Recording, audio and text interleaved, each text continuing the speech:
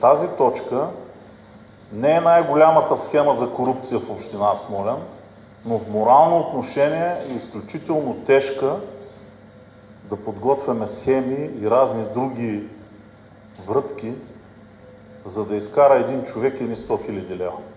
Над главите ни, над къщите ни да има гробище, няма как да стане.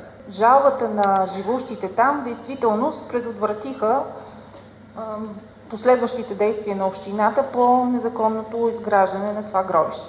Липсва хидрогеоложки доклад, липсва и инвестиционно проектиране, без които е абсолютно невъзможно изграждането на гробищния парк. Най-напред през 2021 година се отправя през месец февруари едно запитване към общината дали проявява интерес да закупи същия този терен, за който в момента ние водиме дебат, дали следва да бъде отчужден.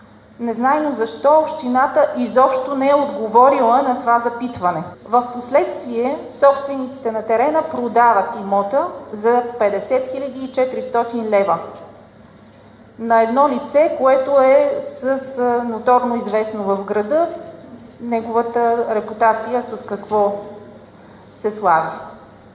Веднага, няколко дена след покупката, това лице, закупило терена, забележете, на стойност 50 400, депозира предложение към община Смолян да изкупи имота за 150 000 лева. Цена 30 лева на квадратен метър. В последствие се взима решение по предложение на господин кмета, се взима решение на Общинския съвет да се закупи този терен на цена от 28 лева на квадратен метър. Това решение на Общинския съвет е върнато с заповед на областния управител, който по това време е господин Сабрутев, защото то не отговаря на интересите на гражданите. Господин кмета обжалва тази заповед на областния управител, съдът не допуска до разглеждане неговата жалба. И в последствие се оттегля и иска, който затваря възможността общината да придобие имота на стойност от 50 400. Сега ни се предлага трета схема. Да отчуждиме имота на стойност 38 лева на квадратен метър.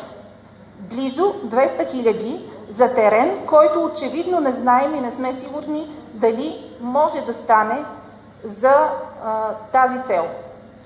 До тук, за съжаление, не свършват всички въпросителни. Приложена е една пазарна оценка за тази стойност от 38 лева, която се предлага на общинските съветници. Значи, община Смолян продава имоти за 13,99 на квадратен метър, за 24 лева на квадратен метър, за 12 лева на квадратен метър, но е взела за пазарен налог имот, който струва 45 лева.